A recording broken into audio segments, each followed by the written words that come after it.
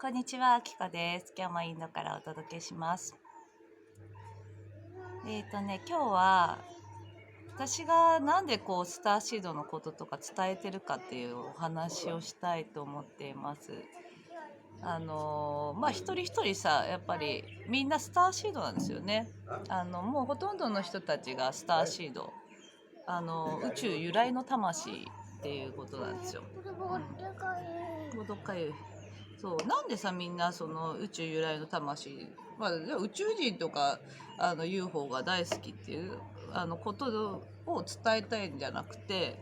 みんなやっぱりさ、宇宙由来の魂がほとんどだったっていうことを伝えたいっていうところなのね。なんかほら、自分がさ、宇宙人とかなんてさ、すごい遠いものだと思ったりするじゃないですか。だけど意外と、フェスとか見ていただいて分かったと思うけど、スターシードとかって普通だし面白いんですよ。ユニークな存在だってことね。宇宙ってやっぱり愛そのものであって、いろんな形になっているんだけど、それがなんていうの、とにかく面白いんですよ。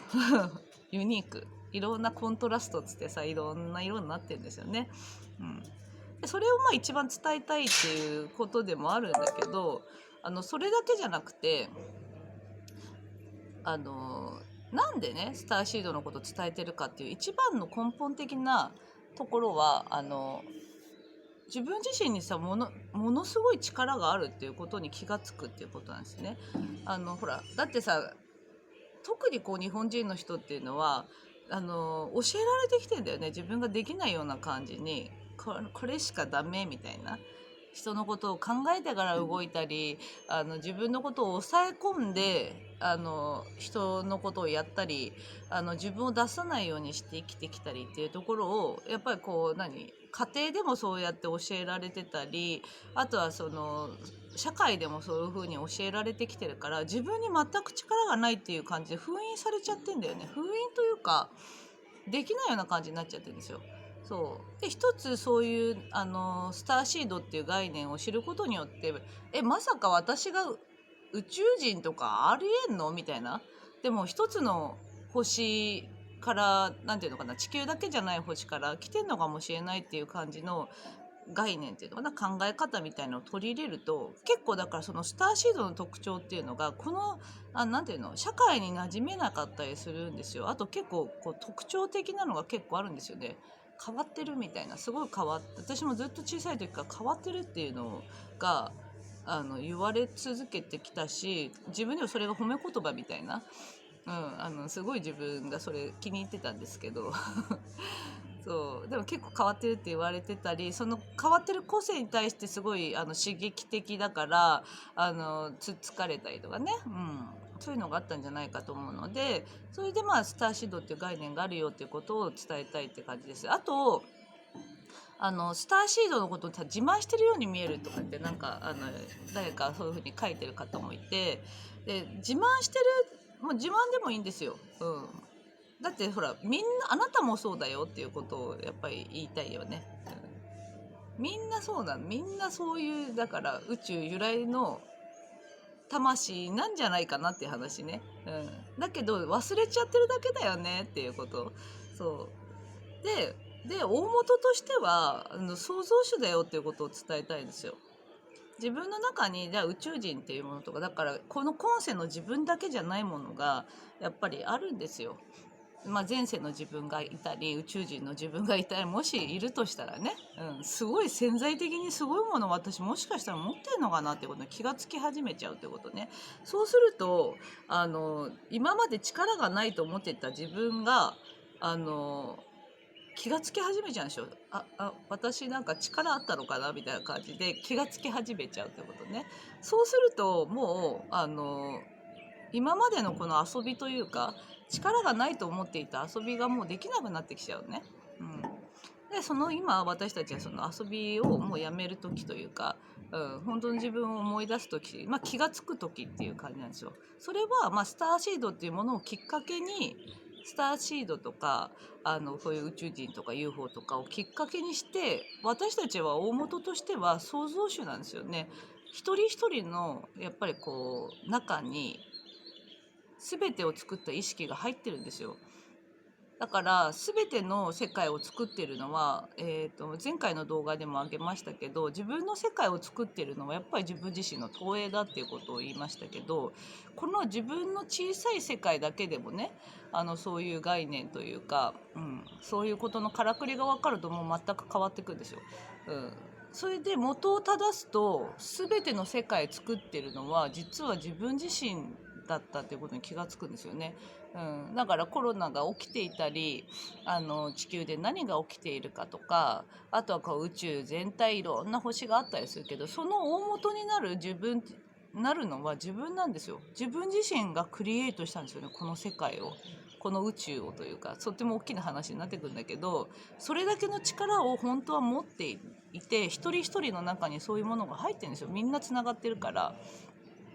そうだけど、それをすっごい忘れる遊びをしてたんですよ、地球の中で。創造主は自分なんですよね。だから自分自身っ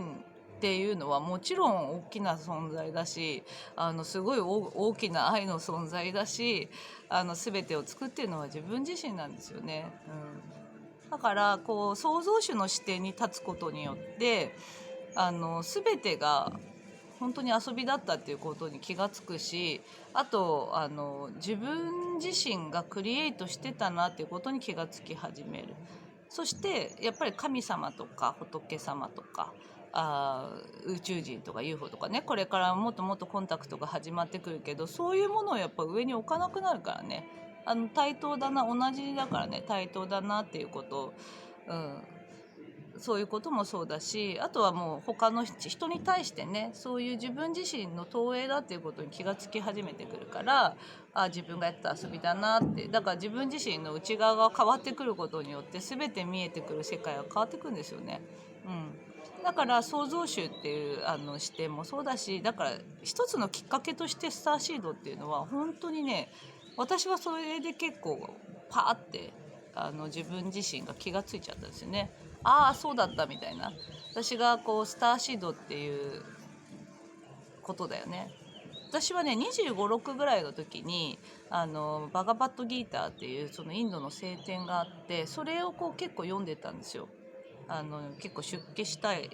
かったりとか、だからもうずっとそういう探求とか哲学が好きで、なんでこの世はなんで私は何で生きてるのかな、死んだらどこ行くのかなとか、あとそういうやっぱり探求かな、探求が好きで、25、6じゃないな、もうちょっと前かなにバガバットギーターを読み始めた時に、やっぱこの世が幻想だみたいなこと書いてあったんですよね。だからあなたがやっている遊びは私がやっている遊びというものなんでしょうかみたいな感じのことをアルジュナっていう人がクリシュナ、神様みたいなのに聞くんですよね。私が体験していることはこれは幻想なのでしょうかクリシュナみたいな。でクリシュナがそうだよみたいな、あなたがやってる遊びだよみたいな、なんかちょっと不思議な話なんだけど、まさかじゃあ私が体験しこれがね本当だとしたら、この世ってまさか幻想なのかなというか、一つの遊び、大きい一つのクリエイターのね、クリシュナっていうのが自分自身、みんな一人一人クリシュナですから、創造主がいろんなものを体験している、体験したい星にして、ね、地球っていう星も作り出して、地球の中のアキコになって、アキコが、子供産んでとかね、分かんないけど、とにかく私が体験したいことを体験しているけど、分離した状態になってるけど、大元は私自身が作り出した、クリエイターは私自身であるということ。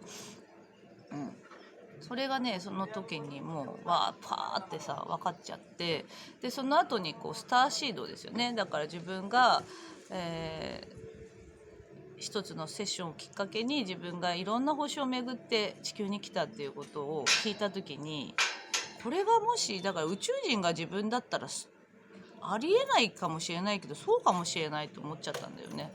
でそうだとしたら、だって一つの星じゃないんですよ。やっぱ地球に来るのって大変だから、波動を落とさなくちゃいけないからね。もともと高次元だから、高次元の存在だった自分がわざわざ地球に来るのに波動を落としてくるっていうことをしてるとしたら、そしたらさ、もう一つの星だけじゃないんですよ。何個も星を回って地球に来てるとしたら、もう宇宙での宇宙人だった経験の方が圧倒的に多いんですよね。多いんじゃないかなっていう感じのことが分かってきて、やばくない私みたいな。もしそうだとしたら、私宇宙人なのみたいな。宇宙人ってこんなもんでいいのみたいな感じだったんだけど、こんなもんでいいというか、てかみんなそうなんだみたいな、ことにもどんどん周りの人がさ、それでだから私が今まで感じてきてた違和感はこれだったんだみたいな感じでみんなが気がつき始めて変わっていくんですよね。私そうだった、これだけ力あったみたいな感じでどんどんそのスターシードっていうことに気がついてくると、周りが私も変わったし周りも変わってって、だから創造主だったっていうことに気がつき始めるんですよ。潜在的にすごいものを持ってたっていうことに気がつき始める人がどんどん増えてきて、私が本当そういう過程を踏んできてるから、みんなもそういうなんていうのかな、別に無理やり何かをするっていうことではないんだけど、この概念というか、今本当にそういう潜在的に自分がすごいものを持ってたっていうことに気がつく時だと思うんですよね。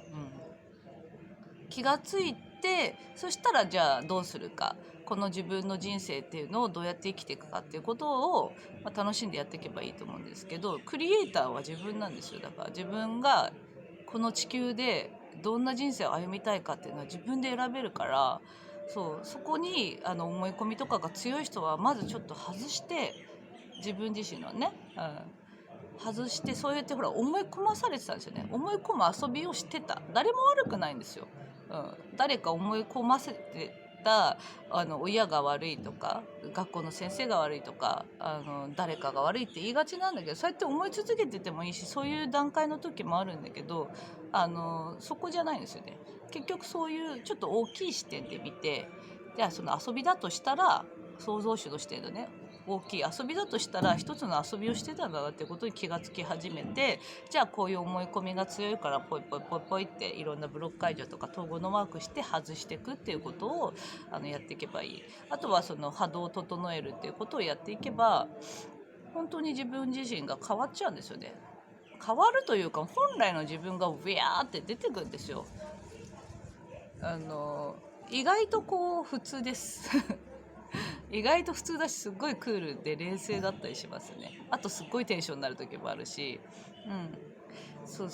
だからそういう本来の自分になって、楽しんで生きていくっていう時が今だと思うから、今この考え方っていうのを一つの参考にするといいんじゃないかと思います。ちょっと言っちゃった考え方って思う人もいるかもしれないけど、私自身はこれで本当に目覚めてきたっていう感じですね。もともとはそうですね、やっぱりこういうことに興味があったし、やっぱりなんで私たちがさ、生まれたものはいつか死にますから、なんで生まれてなんで死ぬのかっていうことを考えるっていうのは、で死んだ後にどこ行くかとかって考えるのは、生まれたものは誰もが考えると思うんですよね。でそういうことにやっぱ潜在的に興味が必ずあると思うんですよ。で同じ魂からできてるわけだから、同じ魂っていうのは大元が一緒だからね、みんなつながっていてみんな一緒だから、潜在的にこういうこともかすかに分かったら認めてあげてください。その自分の感覚をそうかもしれないみたいな、それが本当に目覚めのきっかけにブワーってなっていくから、拒否してるのは自分自身だけっていう感じなんですよね。そんな感じです。ではまた撮りたいと思います。ではでは。